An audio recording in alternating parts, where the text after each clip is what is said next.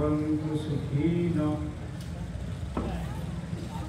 सर्वे सन्तु निरामयाः सर्वे भद्राणि पश्यन्तु मा कश्चित् दुःखभाग् हरि ओम शांति ओम शांति ओम शांति।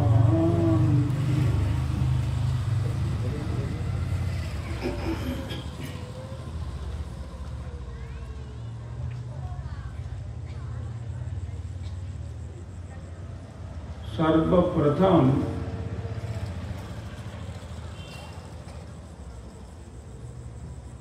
परमार्चनीय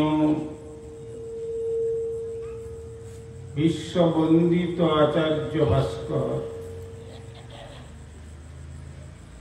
प्राच्य एवं पाश्चात्य श्री चैतन्य महाप्रभुर प्रेम धर्मेर बाणीर निर्भीक प्रचारक प्रभु कलि युग पावनावतारी भुवन मंगल परम करुण श्रीमान महाप्रभुर अभिन्न श्री श्री नित्यानंद मूर्त प्रकाश मूर्ति जिनि जगत गुरु युगाचार्य श्री प्रभुपाद भक्ति सिद्धांत सरस्वती गोस्वामी ठाकुरेर अनुकंपित जनेर अन्यतम कृपा भाजन परमार्चनीय श्री गुरुपाद पद्म ओम विष्णुपाद परिव्राजकाचार्य वर्यो त्रिदंडी स्वामी श्री श्रीमद भक्ति कुमुद संत गोस्वामी ठाकुरेर रातुरी चरणे संख्यातीत साष्टांग दंडवत प्रणति जानिए तार अहैतुकी कृपा आशीर्वाद प्रार्थना करी। तदनंतर सपार्षद परम गुरुदेव श्री प्रभुपाद भक्ति सिद्धांत सरस्वती गोस्वामी ठाकुरेर श्रीचरण कमले अनुरूप दंडवत प्रणति जानिए आमादेर एतदंचलेर सुपरिचित निष्किंचन भावापन्न वैष्णव हमार विशेष स्नेह श्रीपाद दीनदयाल भक्ति शास्त्री ब्रह्मचारी जी और आपनादेर सुपरिचित पंडित प्रवार विदाउट पंडित श्रद्धेय मास्टर महाशय जी मंचे समासीन त्रिदंडीपादगण समुपस्थित भगवत कथा श्रवण पिपासु सुधी सज्जन वृंद और मातृमंडली सकल के प्रारंभे जानाई आमार हार्दिक सादर यथायोग्य वैष्णव अभिनंदन।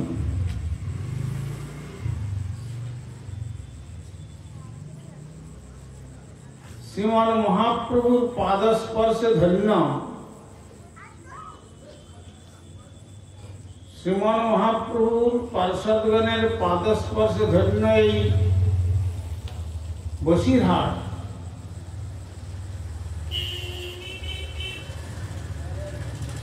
बसिरहाट अंचल आमी मने करेছিলাম যে শীত পড়েছে এবার উন্মুক্ত আকাশের তলায় কয়জনই বা আসবে কিন্তু তাতে দেখলাম যে শ্রীল ভক্তিবিনোদ ঠাকুর শ্রীল প্রভুপাদ ভক্তি সিদ্ধান্ত সরস্বতী গোস্বামী ঠাকুর শ্রীল বনদেব গোস্বামী ঠাকুর শ্রীল সমন গোস্বামী ঠাকুর, প্রভুপাদ প্রেষ্ঠ শ্রীল ভক্তিবিলাস তীর্থ গোস্বামী ঠাকুর থেকে আরম্ভ করে শ্রী গুরুপাদ পদ্ম প্রমুখ বৈষ্ণবগণের বা মহাভাগবতগণের চরণ ধুলিতে পরম পবিত্র এই যে বসিরহাট, আমি মনে করি এতদঞ্চলের মধ্যে এই এত মহাপুরুষের চরণ ধুলি প্রাপ্ত হয়েছে। এই বসিরহাট নামক স্থান, এটি শুধু বসিরহাট বললে চলবে না, এটি যেন অভিন্ন শ্রী শ্রী বৃন্দাবন ধাম। আর যারা অবস্থান করছেন তারা সকলেই অপ্রাকৃত ব্রজবাসী। সুতরাং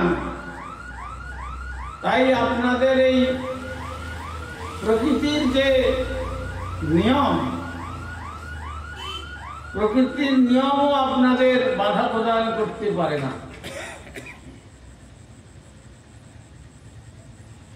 ঠান্ডার মধ্যে এসে আপনারা এখানে অবস্থান করছেন। যেমন সিধাম বৃন্দাবনে সুখদেব গোস্বামী চরণ পরীক্ষিত মহারাজকে জানালেন, তত মুরলীরবম রাজন সর্বভূত মনোহরা, সমস্ত প্রাণীর মন প্রাণ হরণকারী বংশীর ধ্বনি যখন বংশী বটে বেজে উঠল, তখন সমস্ত ব্রজদেবীগণ তারা কেউ গৃহলেপন করছিলেন, কেউ বা দুগ্ধ আবর্তন করছিলেন, কেউ বা সন্তানকে দুগ্ধদান করছিলেন, কেউ বা স্বামীকে অন্ন পরিবেশন করছিলেন। যে যে অবস্থায় ছিল বংশীধ্বনি শ্রবণ করে ওইখানে ওই কাজ রেখে দিয়ে সকলেই ছুটেছেন শ্রী কৃষ্ণ চরণ কমল দর্শন উদ্দেশ্যে বংশী বটে। তাদেরকে জগতের কোনো বাধা প্রদান করতে পারে না। আমাদের গোস্বামীপাদগণ বর্ণনা করছেন যে কোন ব্রজদেবী যখন তার পতিকে অন্যের থালা পরিবেশন করে তরকারির পাত্র দিতে যাবেন, সেমন সময়তে বংশীর ধ্বনি শ্রবণে গোচরীভূত হল। তখন সেই পরিবেশন বাদ দিয়ে তিনি ওই অবস্থাতে চলছেন। স্বামী বলছে, এই শারদীয় রাস পূর্ণিমাতে এই রাত্রিতে তুমি যাবে কোথায়? তখন বলছেন, এই যে কৃষ্ণের বংশীর ধ্বনি বেজে উঠল,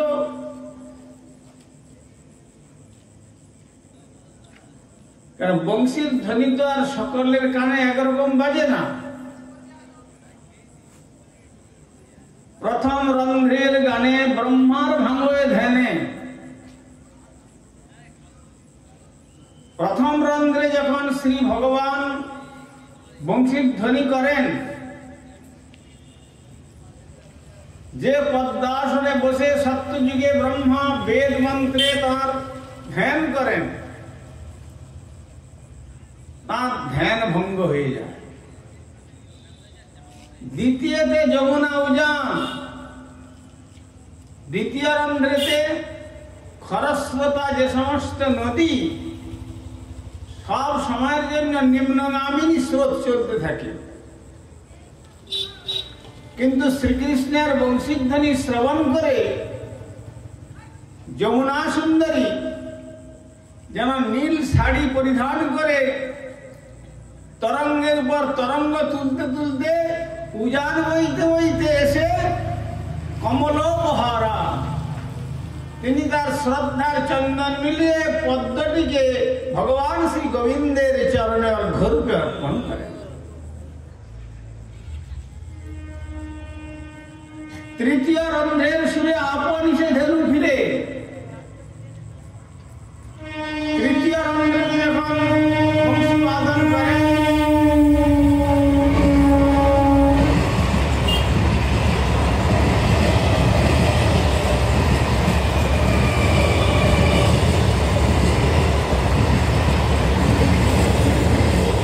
তখন যে গোচারণ করতে গিয়েছেন শ্রী ভগবান সখাগণ পরিবেষ্টিত হয়ে, সে গাভীগণ তখন আর বেশি দূরে যায় না, যাতে কৃষ্ণ তাদের দর্শন পান, যাতে তাদের অন্বেষণ করতে গিয়ে কৃষ্ণের কষ্ট না হয়, সেই রকম স্থানে ধেনুগুলি বিচরণ করে।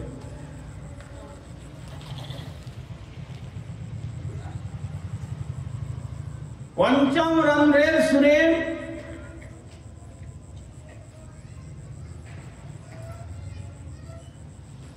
আপনি সে ধেনু ফিরে, আবার ঊর্ধ্বপুচ্ছে ধায় ধেনু, যথায় বাজায় বেনু, তথা আসি মোর মুখ হেরে। এত আনন্দ লাভ করে গাভী মাতাগণ, তবে লেজ উচ্চ ঊর্ধ্বের দিকে করে একবারে পরমানন্দে নৃত্য করতে করতে শ্রী গোবিন্দের পাদ পদ্মেতে এসে তারা তার চরণ লেহন করে। তাই বলছি যে শ্রী গোবিন্দের যে বংশীর ধ্বনি আজও বাজছে, কিন্তু সেই বংশীর ধ্বনি বাজে কানে বাজে না। যে কানের মধ্যে আবর্জনা, কামনা, বাসনা, ক্রোধ, লোভ, মদ, মোহ, মাৎসর্যের সন্দেশ প্রবেশ করে, ওই কানের মধ্যে বংশীর ধ্বনি প্রবেশ করে না। তাই পদকর্তা বললেন, কৃষ্ণের বাঁশি বাজে একই তানে, ওরে যার যেমন কান সে তাই শুনে, কৃষ্ণের বাঁশি বাজে একই তানে।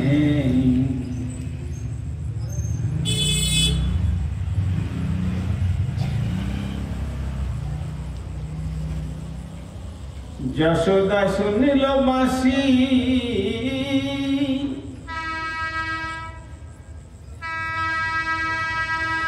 যশোদা শুনিল বাঁশি, এই যে বাধা আমি, পিতানন্দ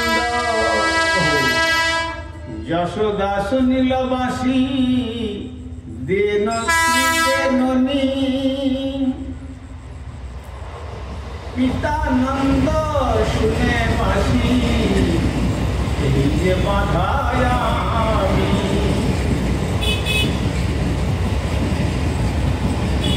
মায়ের কর্ণে যখন বাঁশি বাজছে, তখন মাকে বলছেন, মাগো আমি অত্যন্ত ক্ষুধার্ত, আমাকে নড়ি খেতে দাও। যে ভগবান পূর্ণ, সে নৈব লাভে ন সমং প্রশান্তম, সে লাভে সম্পূর্ণ। কিন্তু এটা জানতে হবে কিরকম পূর্ণ। উপনিষদ বলেছেন, ওম পূর্ণমদ পূর্ণমিদম পূর্ণাৎ পূর্ণমুদচ্যতে পূর্ণস্য পূর্ণমাদায় পূর্ণমেবশিষ্যতে। জগতের মধ্যে 1 কোটি টাকার থেকে যদি 1 টাকা বাদ দিয়ে দেওয়া যায়, তাহলে আর বলবে না যে 1 কোটি টাকা পূর্ণ আছে। শ্রী ভগবানের ক্ষেত্রে পূর্ণস্য পূর্ণমাদায়, তার পূর্ণত্বের থেকে যদি পূর্ণ সাবট্রাক্ট করা যায়, পূর্ণ মাইনাস করা যায়, তথাপি তিনি একাধারে পূর্ণ, তার পূর্ণত্বের কোনো হানি হয় না। তবে এখানে যে বললেন যে আমি অত্যন্ত ক্ষুধার্ত, অপূর্ণের কথা আমাকে নই দাও, তার মানে শ্রী ভগবান যখন তত্ত্বেতে নিজেকে প্রকট করেন তখন তিনি পূর্ণ, আর যখন লীলা রাজ্যে নেমে আসেন তখন তিনি ভক্তকে আনন্দ দেওয়ার জন্য তখন তিনি অপূর্ণের ন্যায় লীলা করেন। যিনি অনন্ত বিশ্ব ব্রহ্মাণ্ডকে ধারণ করে বসে আছেন, যার লোমকূপে অনন্ত বিশ্ব ব্রহ্মাণ্ড, আর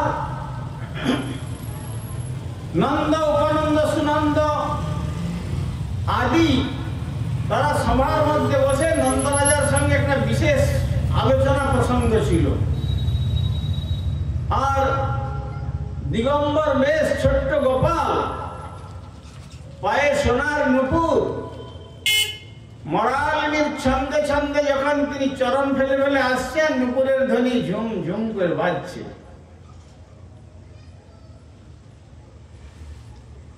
আর তাকে দেখেই নন্দবাবা বলছেন, গোপাল যাও তো আমার পশ্চাতের দরজা দিয়ে আমার পাদুকা দুটো নিয়ে এসো। দেখুন বাৎসল্য রস। গোপাল নন্দবাবার কথা শুনে ছুটে গেলেন, গিয়ে এখন পাদুকার এত ওজন যেন তুলতে পারছেন না। দুহাত দিয়ে দুটো পাদুকাকে কোন রকম ধরে নাভিদেশ পর্যন্ত তুললেন, তারপরে খানিক দাঁড়িয়ে বক্ষদেশ পর্যন্ত পাদুকাকে ধরে আটকে রাখলেন, তারপরে শেষে একবারে মাথায় তুলে নিয়ে মৃদুপদ সঞ্চারে ধীর গতিতে যেন কত ঘর্মাক্ত কলেবর হয়ে পড়েছেন, এসে নন্দ বাবার চরণ দুটির কাছে রেখে বলছেন, বাবা এই তোমার পাদুকা পরিধান করো। তখন কি তিনি পূর্ণ? তাহলে তার পূর্ণ শক্তি হয়। সেখানে তিনি গিরিরাজ গোবর্ধন ধারণ করলেন 7 দিন 7 রাত, বাম হাতে কনিষ্ঠ অঙ্গুলের নখাগ্র ভাগে ঐলাক্রমে, বিন্দুমাত্র কষ্ট হলো না। আর পিতার দুটা পাদুকা আনতে এত পরিশ্রম হয়ে গেল। লীলাতে তিনি অপূর্ণ, তত্ত্বেতে তিনি পূর্ণ। তাই বললেন যে আমি এখন বাঁধা আছি, নিজের বন্ধন আমি খুলতে পারছি না। আমাদের মাননীয় মাস্টারমশাই বলেছিলেন না যে তার বাবাকেও বাঁধলেন দড়ি দিয়ে, আর রাজাকেও দড়ি দিয়ে বাঁধলেন। কিন্তু জগতের মানুষ একজন নিজে বন্ধন দশায় থেকে অপর বন্ধন ব্যক্তিকে মুক্ত করতে পারে না। কিন্তু শ্রী ভগবান যখন মাখন চুরির দায়ে মা যশোমতী তার উদরতে বন্ধন করেছিলেন, সেই বন্ধন দশায় গিয়ে তিনি নলকুমার এবং মণিগ্রীবকে অর্জুন বৃক্ষের জয় থেকে মুক্ত করে তাদের সাধনাচিত ধামে তাকে গ্রহণ করেছিলেন। এই হচ্ছে শ্রী ভগবানের সঙ্গে জীবের পার্থক্য। ভগবান বন্ধন দশাতে অপরের বন্ধন মুক্ত করে দিতে পারেন, কিন্তু সাধারণ মানুষ সেটা পারবে না।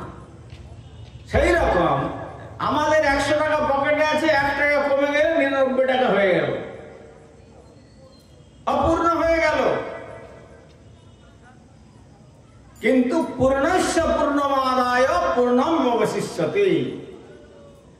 পূর্ণের থেকে যদি পূর্ণ সাবট্রাক্ট করা যায়, মাইনাস করা যায়, তথাপি শ্রী ভগবান একাধারে পূর্ণ। যত বা ইমানি ভূতানি জায়ন্তে যেন জাতানি জীবন্তি ইত্যাদি শ্লোকের মাধ্যমে সে কথা বর্ণন করেছেন। তাই এখানে অপূর্ণের মতো বলছেন আমি অত্যন্ত ক্ষুধার্ত। যশোদা শুনিল বাসি দিন নিমা ননি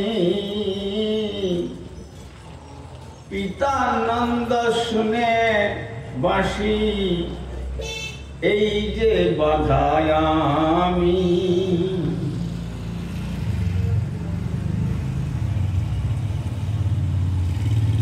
সখাগণ শুনে বাঁশি চলো গোঠে ভাই, শ্রী রাধিকা শুনিল বাঁশি তুমি ঘাটে এসরাই। তো সুতরাং বাঁশি যখন যেমনটি প্রয়োজন সেই রকম সুরে বাজছে, তেমনি ব্রজদেবীর কর্ণে যখন বংশীর প্রতিধ্বনি আসলো, ওই স্বামীকে অন্যের থালা দেওয়ার পরে আর যে তরকারি দিতে হবে সেটুকু আর ভাবনা থাকলো না। তখন তিনি ভাবাবেশে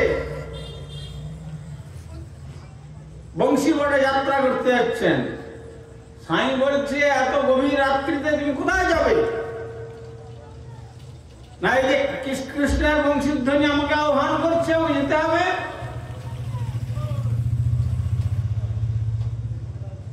অপরের স্ত্রী হয়ে কখনো রাত্রিতে অপর পুরুষের কাছে যেতে হয়?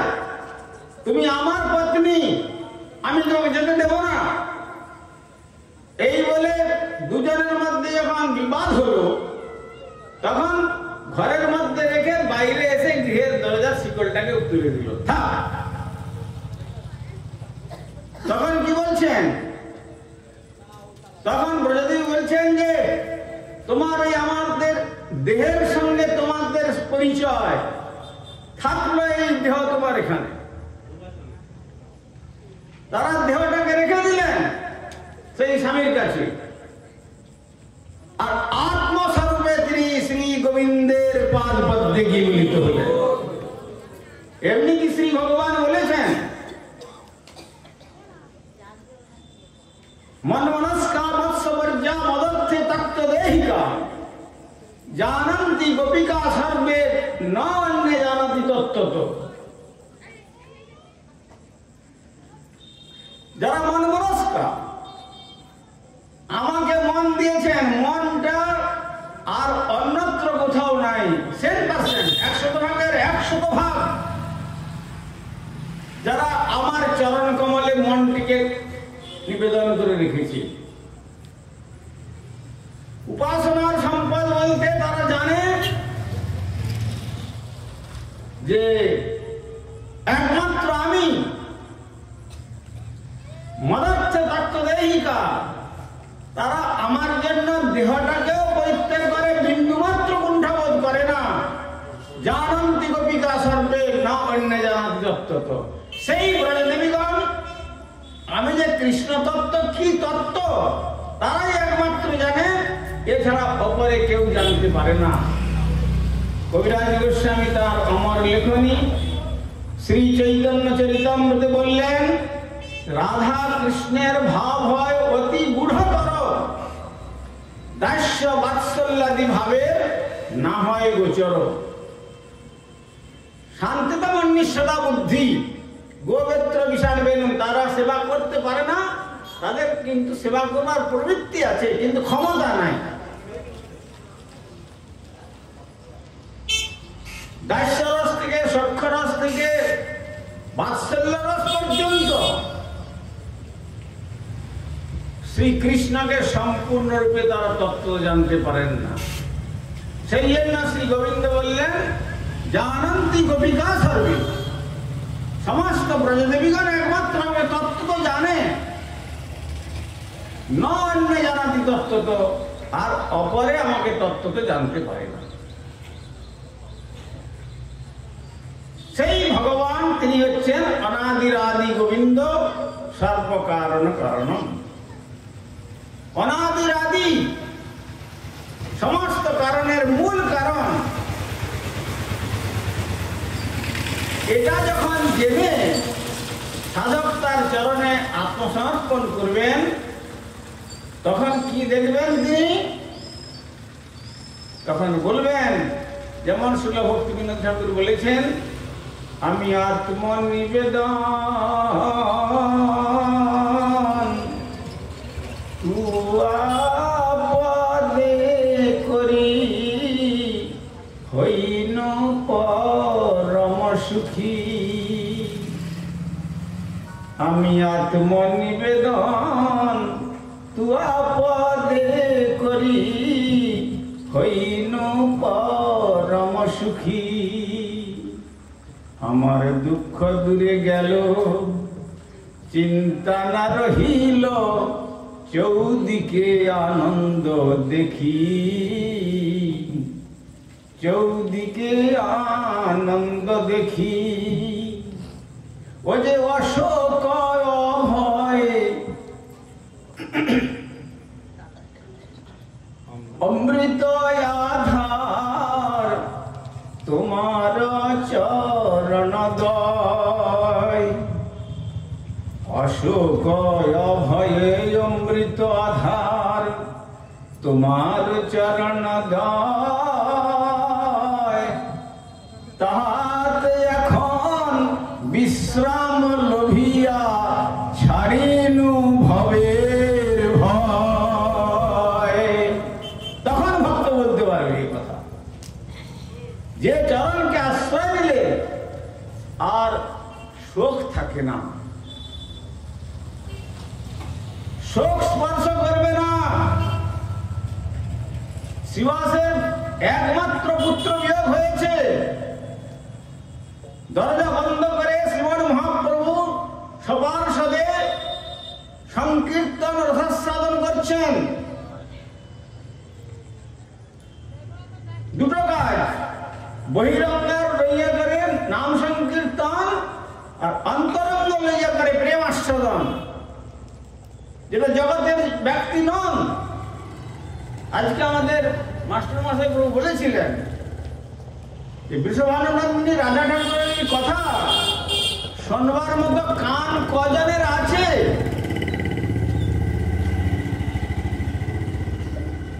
সেই কান নেই বলে কেবলমাত্র দুটো জায়গায় ইঙ্গিত দিয়ে চলে গেলেন সুখদেব গোস্বামী। অনয়া রাধিত দণ্ডং ভগবান Harishwar.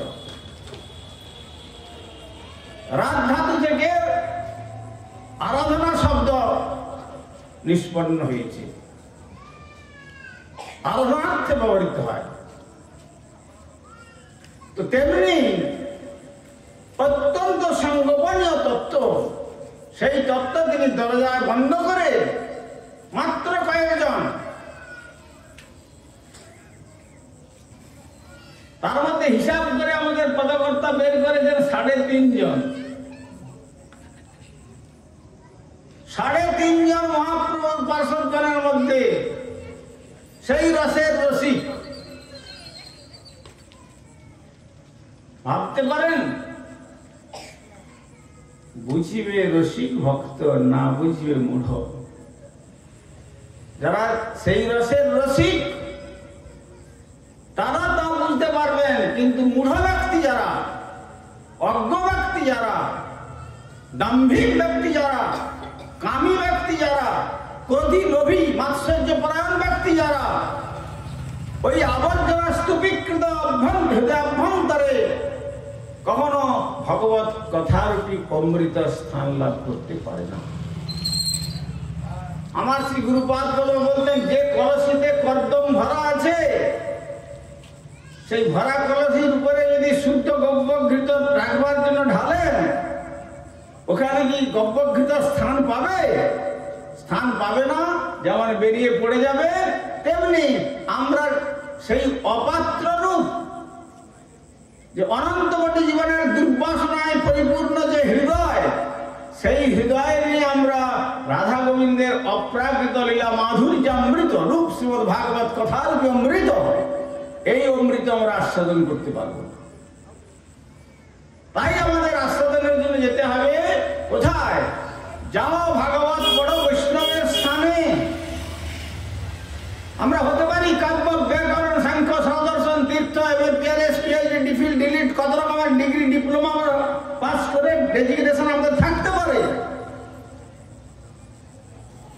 But through deductive method we can understand transcendental science, otherwise failure. Useless. There is no value at all. সেই জন্য ভাগবত অধ্যয়ন করতে হবে। কোথায়? যাও ভাগবত পড়ো বৈষ্ণবের স্থানে, একান্ত আশ্রয় করো চৈতন্য চরণে, শ্রী চৈতন্য ভক্তগণের নিত্য করো সঙ্গ, তবে তো জানিবে ভাই সিদ্ধান্ত সমুদ্র তরঙ্গ। তা না হলে শাস্ত্রের সিদ্ধান্ত বের করা বড় কঠিন। মহাপ্রভু বললেন শাস্ত্র পড়িয়া সবে এই কর্ম করে, গর্ধবের মত কেবল গ্রন্থ বহি মরে। শাস্ত্রের না জানে অর্থ, গ্রন্থ বহি মরে। গর্ধবের মতো কেবল গ্রন্থ বহি মরে। কেবল গর্ধব কেন বললেন? যেমন সে অল্প বোঝাতে সন্তুষ্ট হয় না, অল্প যদি তার পিছিয়ে বোঝা দেন সে ঘাট মেরে ফেলে দিবে। আর যখন দুই পাশে এমন বোঝা দেবেন যে ভারে সিদ্ধান্ত মেখে যাচ্ছে, তখন সে আর তাকে চল বললেই কোন দিক বিদিক না তাকিয়ে একবারে সোজা চলতে থাকবে। তেমনি আমরা মায়ার বোঝা নিয়ে এমন ভাবে বসে আছি, এই বোঝাকে আমরা কখনো মাথা থেকে নামাতে পারছি না, অন্তরকে পরিষ্কার করে মার্জিত করতে পারছি না। এই জন্য শ্রীমান মহাপ্রভু তার শিক্ষাষ্টকের প্রথম শ্লোকেই বললেন চেতু দর্পণ মার্জনম। তুমি দেখতে যাচ্ছ, আগে তোমার চিত্তরূপী দর্পণ খানিকে মার্জন করো। ওইসব 84 লক্ষ জীবনের যে অপবিত্র মলিনতা,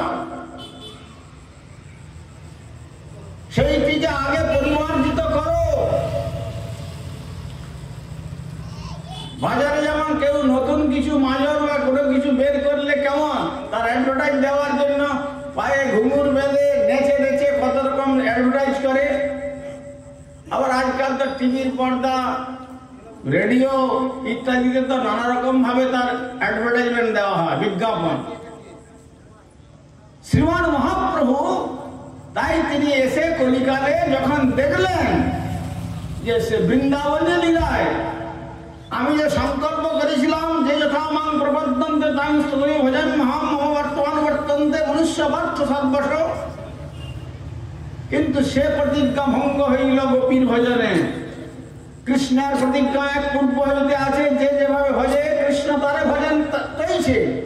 সে প্রতিজ্ঞা ভঙ্গ হইল গোপীর ভজনে, তাহাতে প্রমাণ কৃষ্ণ শ্রীমুখ বচনে। ওই ন পারায়ণ নিরবদ্ধ সংযম রাস পঞ্চাধ্যায়ের মধ্যে খুঁজলে পাবেন, সেখানে কৃষ্ণ স্বীকার করেছেন, হে রাধে, হে বিধাননন্দিনী, হে রাধাকান্তরানী, এই ব্রজলীলায় আমি তোমার ঋণ পরিশোধ করতে পারলাম। আমাকে এর জন্য আবার ঋণ পরিশোধের জন্য কলিকালে আমাকে যেতে হবে। তখন আর আমি এরকম বংশী নিয়ে যাব না, ছাড়ি বংশী কর হবে, হব দণ্ডধর, সন্ন্যাসীর দণ্ড গ্রহণ করব। আর এই শ্যামবর্ণে যাচ্ছি না। কবি বলেছেন না, আমি তজি কালো বরণ করিব ধারণ, রাধে তোমার অঙ্গের কান্তি। আমি তজি কালো বরণ করিব ধারণ, তোমার অঙ্গের কান্তি। তব নাম লইয়া কাঁদিয়া কাঁদিয়া অশ্রু জলে হব শান্তি। ভেবে তব ভাব হবে সেই ভাব, ওই স্বভাবে ছাড়িবে দেহ।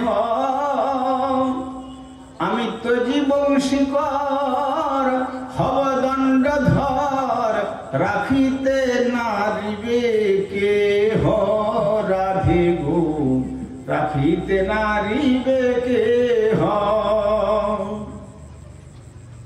আমি আর বংশীয় থাকবে না, আর আমার এই রূপও থাকবে না। তাই রাধে দিব্য সূর্য কুণ্ডের তীরে ব্রজলীলাতে ললিতা দেবী হচ্ছেন গুরু, আর শ্রী রাধা গোবিন্দ হচ্ছেন তার শিষ্যদ্বয়। ললিতা দেবী রাধারানীকে কৃষ্ণ নামে দীক্ষা প্রদান করেছেন, আর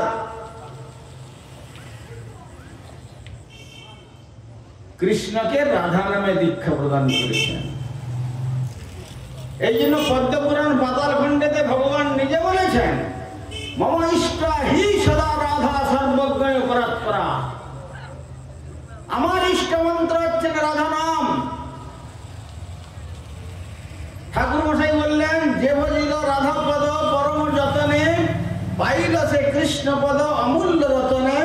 এমন রাধা চরণ বিনা কবু কৃষ্ণ নাহি মিলে, শ্রী রাধার দাসীর কৃষ্ণ সর্ববেদে বলে। রাশব্দশ্চার্ণমাত্রেণ স্ফীত ভবতি মাধব। যদি কেউ সেইভাবে সেই ক্ষমতা অর্জন করে, অন্তর থেকে চিত্তের আবর্জনা সমস্ত ধুয়ে মুছে ফেলে দিয়ে যদি কেউ রা শব্দ উচ্চারণ করেন, অক্ষর মাত্র রা অক্ষরটাই, তখন মাধব উৎকর্ণ হয়ে স্ফীত হয়ে যান। আর ধা শব্দ উচ্চারণ মাত্র পশ্চাৎ ধাবতি মাধব। জানেন যে রা যখন উচ্চারণ করেছে, এরপরে ধা সব অক্ষর আসবে। আর ধা শব্দ উচ্চারণ করবার সঙ্গে সঙ্গে ভগবান শ্রী গোবিন্দ দ্রুত বেগে তার পশ্চাৎ ধাবিত হন। কেন? শ্রী রাধা নাম শ্রবণ করবেন বলি। তাই পদকর্তা বললেন, ওগো জয় জয় রাধা নাম, চিদানন্দামৃত ধাম, কৃষ্ণ সুখ বিলাসের নিধি। হেন রাধা গুণগান, না শুনিল মোর কান, বঞ্চিত করিল মোরে বিধি। বঞ্চিত করিল মোরে বিধি। আবার বলেছেন, কৃষ্ণ নাম গানে ভাই, রাধিকা চরণ পাই। রাধা নাম গানে কৃষ্ণচন্দ্র, সংক্ষেপে কহিলু কথা, ঘুচাও মনের ব্যথা। আর দুঃখময়ে অন্য কথার দ্বন্দ্ব, দুঃখময়ে অন্য কথার দ্বন্দ্ব। তাহলে যদি কেউ কেবল কৃষ্ণ নাম গ্রহণ করেন, তাহলে তার ফলটা কি? রাধারানীর চরণ, রাধারানীর চরণ লাভ হবে। আর যদি কেউ রাধা নাম কীর্তন করতে পারেন, তাহলে রাধা নাম কীর্তনের দ্বারা শ্রীকৃষ্ণকে লাভ করা যাবে। কৃষ্ণ নাম গানে ভাই, রাধিকা চরণ পাই। রাধা নাম গানে কৃষ্ণচন্দ্র। তাই আমার প্রেমের ঠাকুর, প্রাদেশিকতার কথায় বলতে গেলে বলতে হয় যে বাংলার ঠাকুর। হ্যাঁ, তিনি বাংলার ঠাকুর নন, অনন্ত বিশ্ব ব্রহ্মাণ্ডের আরাধ্য দেব ভগবান শ্রী চৈতন্য মহাপ্রভু ঔদার্য রসগুণমূর্তি। তিনি ভগবান শ্রীকৃষ্ণকে জানাবার জন্য এসে কিভাবে জানালেন? যেমন রাধা কৃষ্ণ মিলিত বনু, তেমনি রাধা কৃষ্ণ মিলিত শব্দ হচ্ছে হরে কৃষ্ণ মহামন্ত্র। এই জন্য হরে কৃষ্ণ মানে কৃষ্ণ মনোহারিণী, যে বিষয়ানন্দী রাধা, হরা শব্দের সম্বোধনে হরে, আর কৃষ্ণ আকর্ষণার্থে কৃষ্ণ ধাতু ন শব্দ প্রত্যয় করে কৃষ্ণ শব্দ নিষ্পন্ন হয়েছে, যেখানে কেবল আকর্ষণ করেই আনন্দের মানে সমুদ্র, আনন্দম বুধিবর্ধনম, সেই যুগল নাম দিয়ে গেলেন প্রেমের ঠাকুর শ্রী চৈতন্য মহাপ্রভু। সেই নামটি হলো হরে কৃষ্ণ। হরে কৃষ্ণ কৃষ্ণ কৃষ্ণ হরে হরে হরে রাম রাম রাম হরে হরে। প্রভু কহে কহিলাম এই মহামন্ত্র ইহা জপ গিয়া সবে করিয়া নির্বন্ধ, ইহা হইতে সর্বসিদ্ধি হইবে সবার, সর্বক্ষণ বলইতে বিধি নাহি আর। কি শয়নে কি ভোজনে কিংবা জাগরণে অহর্নিশ চিন্ত কৃষ্ণ বল বদনে, হরিনাম বিনা কলিকালে নাহি আর ধর্ম, সর্বমন্ত্র সার নাম এই শাস্ত্র মর্ম। হরের নাম হরের নামৈব কেবলম, কলৌ নাস্তেব নাস্তেব নাস্তেব গতিরন্যথা। কলিকালে নাম রূপে কৃষ্ণ অবতার, নাম হইতে হয় সর্বজগত নিষ্ঠার। অতএব আমরা যে কদিন বেঁচে আছি আরতির সহিত মহৎচরণ আশ্রয় করলে আমাদের চিত্ত দর্পণ মার্জিত হবে, তখন ভবর দাবানল নির্বাপিত হয়ে যাবে। ভব মহাদাবান নির্বাপনম শ্রেয়ৈরব চন্দ্রিকা বিতরণম বিদ্যাবধূ জীবনম পরাবিদ্যা বধূর প্রাণ স্বরূপ। আনন্দ বুদ্ধিবর্ধনম, তখন প্রতি পদে পদে আনন্দ, প্রতিক্ষণে প্রতি মুহূর্তে প্রতি ছন্দে আনন্দের সমুদ্র তিনি নিমজ্জিত হবেন। সর্বাত্মা শ্রবণং পরম বিজয়তে শ্রীকৃষ্ণ সংকীর্তনম, সেই শ্রীকৃষ্ণ নাম সংকীর্তন অনন্তকালের জন্য জয়যুক্ত হন, এই বলে শ্রীমান মহাপ্রভু শিক্ষাষ্টকের প্রথম শ্লোক প্রদান করেছিলেন। তাই কেউ যেন মনে না করেন যে আমরা কেবল গ্রন্থ পড়েই ভগবানকে আমরা উপলব্ধি করতে পারবো, গ্রন্থ পড়লে উপলব্ধি হয় না। তাই মহতের চরণ আশ্রয় করে গ্রন্থ পড়বার যোগ্যতা নিয়ে মহতের কাছে গিয়ে গ্রন্থ অনুশীলন করলে তবে তো জানিয়ে ভাই সিদ্ধান্ত সমুদ্র তরঙ্গ, সেই সিদ্ধান্তের কথা আমরা জানতে পারবো। তাই আর এই কলিকালে এত সহজ উপায় মহাপ্রভু করে দিয়েছেন। এই সহজ উপায় কেবলমাত্র হরে কৃষ্ণ মহামন্ত্র, এই মহামন্ত্র সাধনার দ্বারাই আমাদের জীবনের সর্বপ্রকার মঙ্গল সাধিত হবে, সে বিষয়ে সন্দেহ নাই। কিন্তু নামটি গ্রহণ করতে গেলে পর অনেক কথা আছে, তার মধ্যে দৈন দয়া অন্যমান প্রতিষ্ঠা বর্জন চারি গুণে গুণী হইয়া করহ কীর্তন, এইভাবে অনেক বিচার আছে। একদিনে এক বেলা সামান্য সময়ের মধ্যে সবকিছু বলা সম্ভব নয়। তাই আমি আপনাদের সকলের কাছে, আপনারা অপ্রাকৃত ব্রজবাসিনী রূপে এত মহতের চরণ ধূলি স্পর্শে এই বসিরহাট অঞ্চল আপনারা যারা এখনো শ্রী ভগবানের নাম গ্রহণ করেননি, মহৎ চরণ আশ্রয় করে শ্রী নাম গ্রহণ করে এই দুর্লভ মনুষ্য জীবনটিকে সার্থক করুন। চলে যেতে হবে, এই জগতে থাকা যাবে না। পদকর্তা বললেন, এ দেহ ছাড়িয়া যাবে যাবিরে সংসার, কোথা রবে তোমার সাধের পুত্র পরিবার, নয়ন মুদিলে সবই অন্ধকার, রাখো রতিমতি ও রাঙা চরণে, হেলায় রতন হারায় নামন, কেবল হরি হরি বল বদনে। জয় জয় শ্রী শ্রী নিতাই গৌর প্রেমানন্দে, হরি হরি